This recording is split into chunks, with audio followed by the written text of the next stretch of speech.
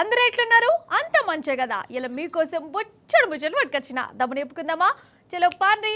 Eeshwarappa homeo clinic సమర్పించు ధూమ్ధాం ముచ్చట. ఇక ముచ్చట్లు షురు. గణేశుని నిమజ్జనానికి యాళ్ళగానే అయ్యింది. అసలు రోజులు చూసిరా మా ఇల్లు ఎట్లా గడిచిపోతున్నాయో.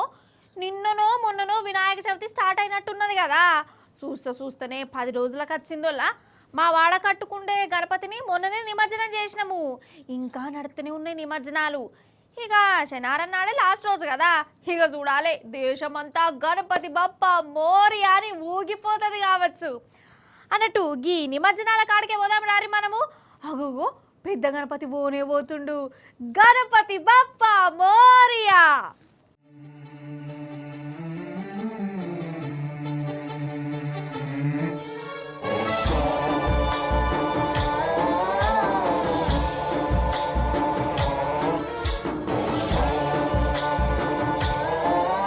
చూస్తుర్రా తొవ్వలన్నీ గణపతులతో ఎట్లా కలకల్లాడుతున్నాయో. ఆటలు పాటలు డాన్సులు అన్నదానాలు లడ్డు వేలం పాటలు. ఇగో ఏ ఊరు చూడా ఏ వాడ చూడ గిదే సంబరంగా కనబడుతుంది. 9-10 రోజులు జనంతోని పూజలు అందుకున్న గణపయ్య ఇక తల్లి దగ్గరికి పోతుండు. పోయిరా గణపయ్య అనుకుంటా సాగతోలుతురు.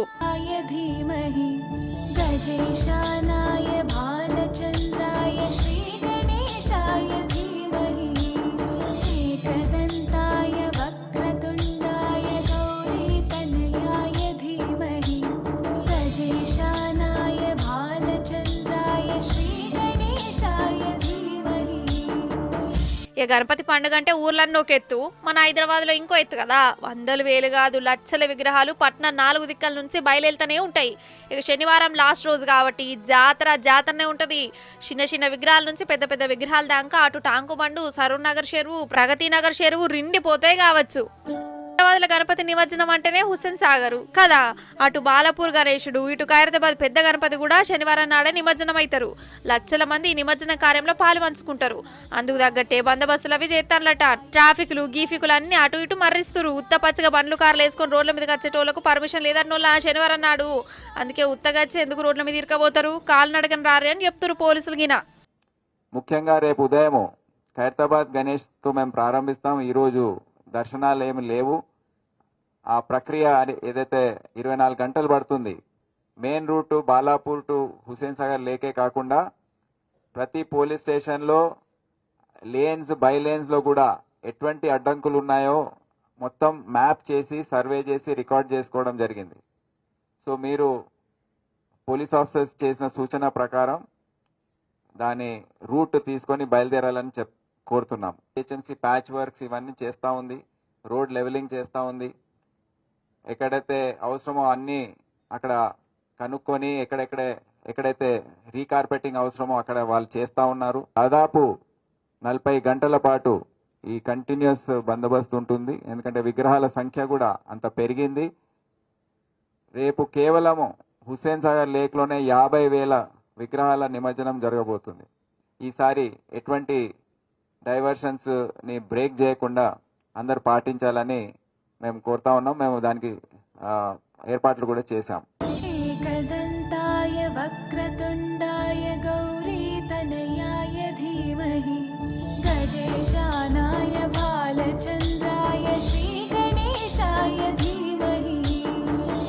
అసలు మన రాష్ట్రంలో ప్రభుత్వం ఉన్నదా లేదా?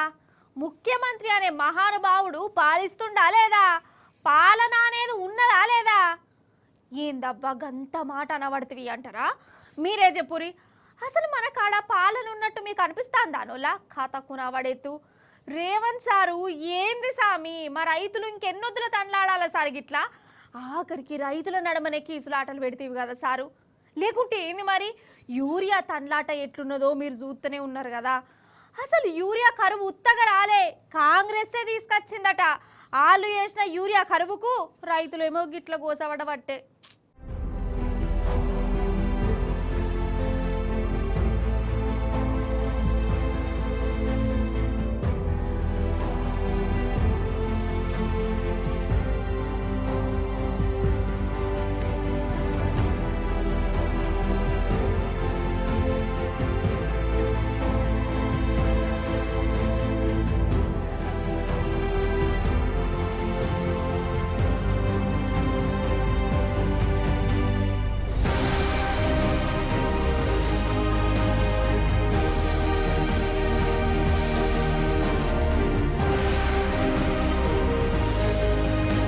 మన తెలంగాణలో యూరియా కోసం తండ్లాట బత్త యూరియా కోసం ధర్నాలు ఎత్తాన్లు రాస్తా రోకోలు ఎత్తాన్లు సంటల కాడ రోజుల కమాన నిలబడుతూనే ఉన్నారు చెప్పులు కాయిదాలు లైన్లలో పెడుతురు 2-3 నెలల సంది గిదే కథ గిదే గోస అయినా సర్కార్కు చీమ కుట్టినట్టు కూడా అయితలేదు ఆడోళ్ళు మోగోళ్ళు ముసలోళ్ళు గిట్ల ప్రతి ఒక్కరు ఎరువుల కోసం తిండి టికాన బంద్ చేసి లైన్లలో ఉంటారు ఇప్పుడు ఎట్లయిందంటే లైన్లలో జుట్లు పట్టుకొని కొట్టుకునే కాడికి వచ్చింది కథ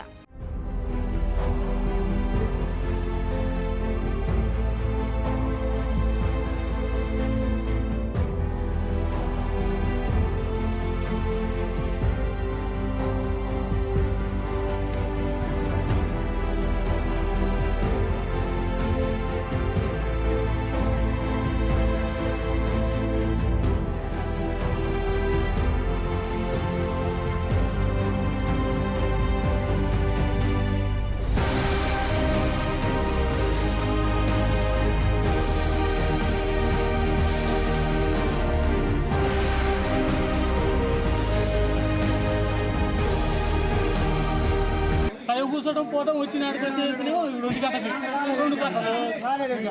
కట్టలు అది నేను 5 ఎకరాలకి 2 కట్టలు క్రియేట్ చేయాలండి ఇప్పుడు చెప్పేది లేదు ఇల్లు కలుసుకుపోవటం మాకే అరక ఎప్పుడు వస్తుంది వచ్చేస్తాం చెప్పలేము ఏంది ప్రభుత్వం మంచిగా ఆడపడ్డాడు దొరికింది ఈ కాంగ్రెస్ ప్రభుత్వం దొరకట్లేదు మన రైతు మనం మార్కెట్ కొట్టాలు దొరకట్లేదు చాలా ఇబ్బంది పడతారు కష్టాలు 2 వచ్చిన ఇప్పుడు వడకావచ్చు పోలేదు నీళ్ళు అదేంటి పరిస్థితి అసలు ఈ ఆళ్లకు పొలాల కాడు ఉండాలి వ్యవసాయం పనులలో మునిగిపోవాలి కానీ ఏమైతుంది ఎరువులే లేంది వ్యవసాయం ఎట్లా చేయాలి అరే 1 రోజు 2 రోజులు అంటే ఏమో అనుకోవచ్చు దినాంగిదే కథనా గిదే రామాయణమా రోజుకు యూరియా కరువు పెరుగుతూనే ఉన్నది కానీ తిప్పలు మాత్రం తగ్గుతలేదు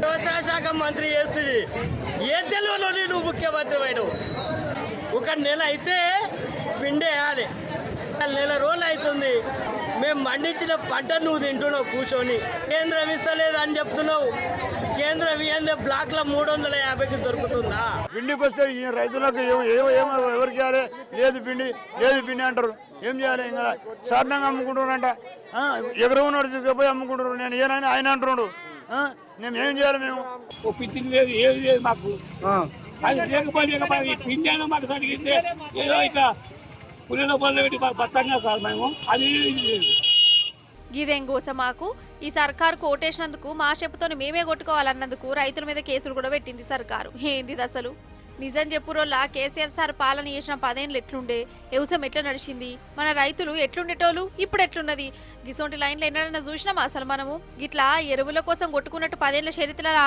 ఎన్నడన్నా కానొచ్చిందా యూరియా సంటల కాడ రైతులు పోలీస్ దెబ్బలు తిన్నారా అసలు ఇప్పుడు ఎందుకు ఈ పరిస్థితి వచ్చే ఓ దిక్కేమో సెంటరోళ్ళు మస్తు యూరియాను పంపినామంటారు ఈయనేమో ఒక్క బత్తా చేతికత్తే చాలు అదే బంగారం అన్నట్టు అయింది మరి పంపిన యూరియా అంత ఎవరు బుక్కిరు ఎటుపోయింది బ్లాక్ మార్కెట్ పంపేటోడెవడు కళ్ళ ముందే బ్లాక్ నడుతా అంటే చూసుకుంటే ఎందుకుంటుర్రు కాదబ్బా ఏమంటే కోపం బాగా వస్తుంది కానీ సర్కార్ వచ్చిన కాంచెల్లి రైతులకు ఏ పాట మేలైందోళ్ళ రైతు బంధు చక్కగా ఇయ్యనే రుణాలు అందరికీ మాఫీ చేయలే బోరస్ల ముచ్చట లేనే లేదు పండిన వంటను కొన్నది లేదు పంట సత్తనాశ అయితే ఇమ్మతి ఇచ్చింది లేదు ఆఖరికి ఎరువులు కూడా ఇత్తలేదంటే ఈ సర్కారు ఉండేందుకు పాలన చేసేందుకు ఇట్లనే కోపానికి వస్తాను రైతులు ఏది కానీ ప్రతి ఒక్క రైతుకు ఎంత కష్టం ఉంది అనేది మనకు తెలవాలి రెడ్డి కదా ఇంకా దానికి వ్యవసాయం ఉండొచ్చు ఏదైనా ఉండొచ్చు సీటు మీద కూర్చున్నాగానే కాదు మనిషి రైతును ఆలోచించినోడు కావాలి ఈ సంవత్సరం ఉన్నంత బాధ ఎప్పుడు 20 నెలల సంవత్సరంలో 20 సుఖాలు చూపిస్తుండు కళ్ళకాడు తెలుసా వాడి జీవితంలో రాడిగా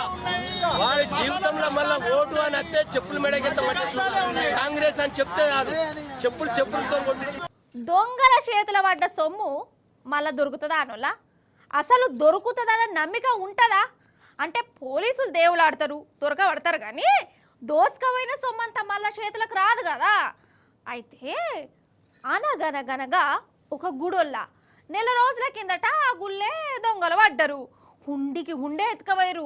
అయితే కరెక్ట్ నెల తర్వాత దొంగల పాలైన హుండీ మళ్ళీ ఏడున్నదో ఆడికే వచ్చింది. అందులోకెళ్ళి ఒక్క రూపాయి అంటే కూడా ఒక్క రూపాయి కూడా పోలే. నిజంగా చిత్రంగా ఉన్నది కదా. మరి దొంగలు ఎత్తుకపోయిన ఆ హుండీ మళ్ళీ గుళ్ళకి ఎట్లా వచ్చింది? ఒక్క రూపాయి కూడా ఎందుకు మాయం కాలే? అసలు ఇంట్లో మహిమ ఏంటిది? దేవుళ్ళే వాళ్ళ హుండిని వాళ్ళు కాపాడుకున్నారా? ఇవన్నీ తెలవాలంటే మనం ఆ గుడి కాడికే పోదాం రాని మరి దబ్బున. మన పక్క రాష్ట్రం ఆంధ్రలో అనంతపురం జిల్లా ఉన్నది. బుక్కరాయి సముద్రం చెరువు కట్టగాడ ముసలమ్మ గుడి ఉన్నది. ఇదేగా గుడి. అమ్మవారు పవర్ఫుల్ అట.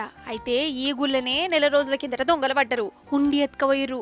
కానీ ఇప్పుడు అదే హుండి గదే జాగలకు వచ్చిందోలా అగజూడూరు గీదే హుండి అందులో పైసలు కూడా లెక్క పెడతారు.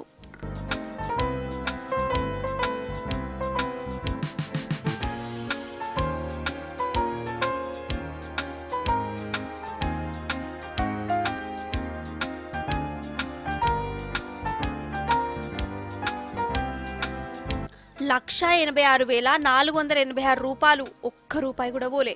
కాకపోతే ఇదే హుండీలో ఒక లెటర్ కూడా బయటపడ్డది. ఆ కాగితాన్ని దొంగలే రాసిరు.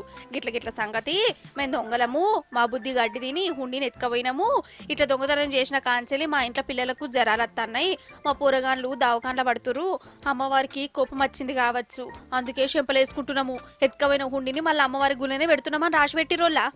చూసినామా దొంగలలో కూడా ఎంత మంచి దొంగలు ఉన్నారో. ఆ దిమాకులు కూడా మంచిగాయినాయి. ఇక వాళ్ళు ఇదివరకు సంది దొంగతనాలు చేయరు కావచ్చు కదా. మొత్తానికి పోయిందనుకున్న హుండి నెల రోజుల తర్వాత మళ్ళీ వాపసు మరొచ్చే వరకల్లా ఇదంతా అమ్మవారి మహిమనే. ఆ అమ్మే వాళ్ళకి బుద్ధి చెప్పి హుండిని పట్టుకొచ్చే తట్టి వేసింది అనుకుంటా.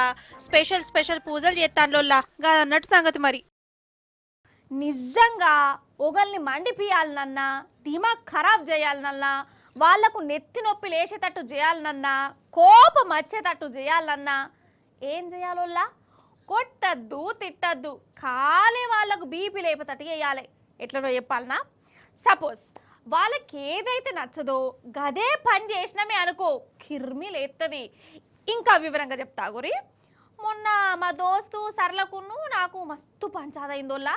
కానీ నేను కొట్టలే, ఎక్కువ తిట్టలే. ఏం చేసిందంటే, మా సర్లకు మా ఇంటి పక్క పొంటి ఉండే రజితకు నడుమ అస్సలు పడది, పచ్చగడ్డ వేయకుండా బగ్గుమంటది. ఇక నేను మా సర్లకు కోపం రావాలని రజితతో దోస్తాన్ చేసి ఫోటోలు దిగిన. ఇక సర్లకు ఒక కిరిమి లేచిందా అంటే, ఒకరికి కోపం రావడానికి ఇంకొకరితోని దోస్తాన్ చేసుడు అన్నట్టు. ఇట్లా మన చుట్టుముట్టు చాలా మంది ఉంటారు కదా, మన వాళ్ళే కాదు, ఆఖరికి పెద్ద దేశాల ప్రెసిడెంట్లు కూడా గీదే ఉపాయం చేస్తారు. వేరే దేశపోళ్ళ నిద్ర లేకుండా చేస్తారు. ఇక గట్లనే అయింది చూడు రాగో. ఈ ముచ్చట మీకు మొన్ననే చెప్పిన. చైనాలో మన మోడీ సారును రష్యా పుతిన్ సారు చైనా అధ్యక్షులు కలుసుకొని మాట ముచ్చట పెట్టుకున్నారు కదా, కిస్స నవ్వుకుంటా చేతులు కలుపుకుంటా. అయితే వాళ్ళు అంతగానే మేము మాట్లాడుకున్నారు, వాళ్ళకు కూడా తెలియదో నాకు తెలియదు. కానీ నడిమిట ట్రంప్ సార్కు మాత్రం శీదర పుట్టినట్టు అయిందట కాదు. ఎందుకని అడగరేంది? ఈ పుతిన్కు ట్రంప్ సార్కు పడది. ఇక చైనా అమెరికా అంటే ఉప్పు నిప్పు లెక్కనే నాయే. ఈ నడుమ మనతోనూ కూడా ట్రంప్ సారు దుష్మంతనం పెట్టుకుంటుండు. ఇంకేమున్నది, శత్రువుకు శత్రువు మిత్రుడు అన్నట్టు ఈ ముగ్గురు శత్రువులు కలిసిపోయి ఉమ్మడి దుష్మన్ గాడైన ట్రంప్ సార్ను గిట్ల కాల్పిచ్చిరట.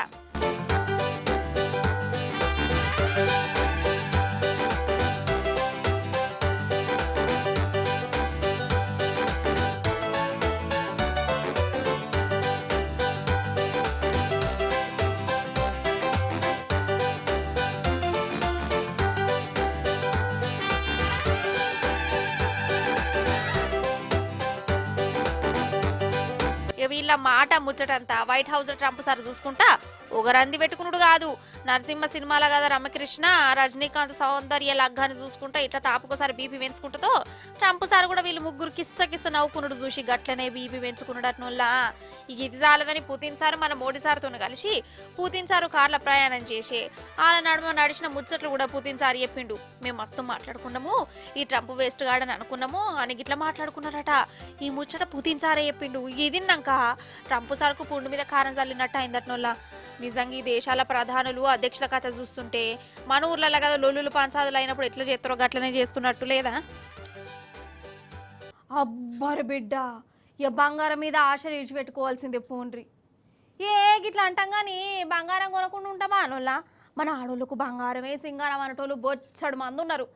సరే, ఇప్పుడు బంగారం ముచ్చట ఎందుకు తీసినో మీకు ఈ పాటికే సమజ్ అయి ఉంటుంది. సమస్య అయిందా లేదా కాలేదా నొల్లా గదే నొల్లా పుత్తడి రేటు పెరుగుకుంటూనే పోతాంది కాదు అవంటే ఇక ఇయ్యాల తగ్గుతుంది కావచ్చు రేపు తగ్గుతుంది కావచ్చు అని ఎదురు చూస్తా అంటే పెరుగుకుంటూనే పోతాంది అసలుకే మోసం అవుతుంది అగో చూడుర్రి కురుమురుమి ఎవరి మీద నువ్వు పడ్డట్టు ఈ ట్రంప్ సార్ వారి మెంటలేషన్ మన ఆడపడుచుల నెత్తి మీద విడుగుపడ్డట్టు అయింది కాదు ఎట్లా అంటారా సార్ వారు చేయబట్టి బంగారం రేటు రాకెట్ లెక్క దూసుకపోతూనే ఉన్నది ఇప్పుడు బంగారం రేటు 1,07,000కు దగ్గర అయిందట్నోళ్ళ అవు 1,07,000 ఈ 2-3 రోజులనే డైరెక్ట్ 6,000 మీదనే పెరిగింది బంగారం రేటు కాదు తులం బంగారం 1,07,000 అంటే ఏందన్నట్టు అసలు బంగారం కొనాలన్నా అద్దా 10-15 ఏళ్ల కిందట 20,000 25,000 ఉన్నప్పుడే వామ్మో వాయు అని నోళ్ళు తెరిచినాం ఇప్పుడు చూడు 1,00,000 దాటిపోయింది చక్కెరచ్చినట్టు చేస్తాంది అసలు అప్పట్లోనే కొనుక్కొని పెట్టుకుంటే అయిపోవని ఇప్పుడు అనిపిస్తుంది 1,00,000 దాటిందంటే మనసు ఉంటే బక్క పేదోళ్ళు ఎట్లా కొనాలి ఏంది కథ కొప్పున్నమ్మ ఏ జుట్టు వేసినా అందమే అన్నట్టు పైసలు గల్లోళ్ళు రేట్లు ఎంత పెరిగినా వాళ్ళకి సంబంధం లేకుండా బంగారం దుక్కులంలో పోతూనే ఉంటారు ఏదో ఒకటి కొంటూనే ఉంటారు రందంతా మనసు ఉంటలకేనాయే అందున ఇప్పుడు పండుగ దావతల సీజను చుట్టాలింటికి పోవాలంటే బంగారం వేసుకునే పోవాలి లేకుంటే నామోషి కదా ఈ ఉక్రెయిన్ యుద్ధం ట్రంప్ సార్ వారి టారిఫ్లు పన్నులు వేరే దేశాల మీద దిగ్మల నిర్ణయాలు తీసుకుంటుంటే ఇంటర్నేషనల్ మార్కెట్ల బంగారం రేటు పెరుగుకుంటూ పోతుందట అంటే అంత ట్రంపే చేస్తాండు ఆయన చేయబట్టే మన ఆడోళ్ళకి కరెంట్ అడగొట్టినట్టు అవుతుందా అంటుర్రు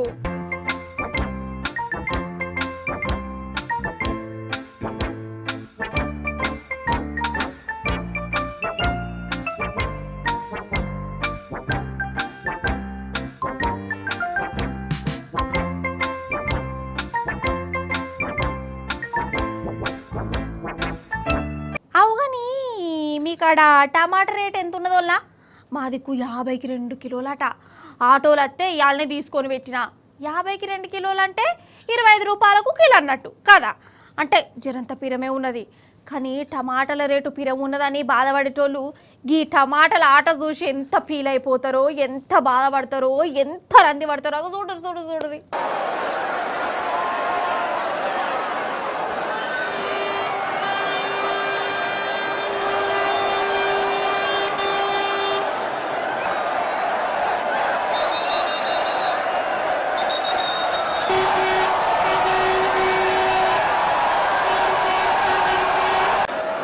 అమ్మో చూస్తారా అవన్నీ టమాటాలతోనే ఆట ఆడతారు అసలు టమాటా రసం వరదనే వాడుతుంది కదా ఇడ చూడురి అసలు టమాటాలనే ఆడతారు వండుకుంటారు ఒగలుగోలు కొట్టుకుంటారు తనుకుంటారు సంబరపడతారు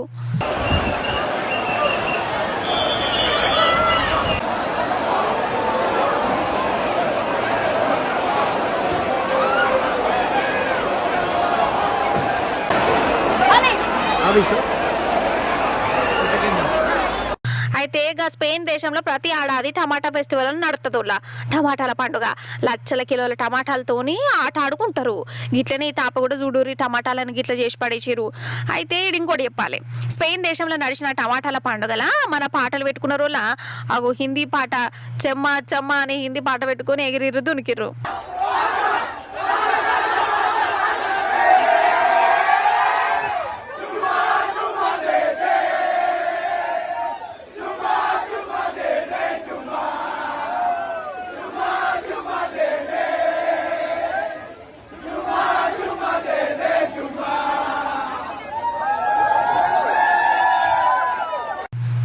అంటే ఆడ కూడా మనోళ్ళే ఉన్నారా ఏంది గదే ఉన్నట్టున్నది కదా కథ నిజం చెప్తున్నా ఇలా ఆట సంబరం ఏందో కానీ నాకైతే ఈ టమాటాలను చూస్తా అంటే పానం అంత ఎట్లెట్లనో కొడుతుందల్లా మనకు అలా కిలో 20-30 రూపాయలు నడుతుంది వీళ్ళేమో ఇట్లా ఆటలు ఆడబట్టే కలుక్కుమాట రానదా ఆయన లచ్చలు పెట్టిన రానానందం ఈ టమాటాలతో నత్తాందట వీళ్ళకు ఇక మనం ఏం చెప్తాం కదా ఈశ్వరప్ప హోమ్ క్లినిక్ సమర్పించు ధూమ్ధామ్ ముచ్చట ఎగ్గిపోలా ఎల్టి ధూమ్ధామ్ ముచ్చట్లు మంచిగున్నాయి కదా మస్తు అనిపించినాయి కదా మళ్ళీ వచ్చినప్పుడు ఇంకిన్ని బొచ్చుడు పట్టుకొస్తా అప్పటిదాకా చూస్తూనే ఉండాలి T news tata bye bye నమస్తే ఇంకా నేను పోయేస్తా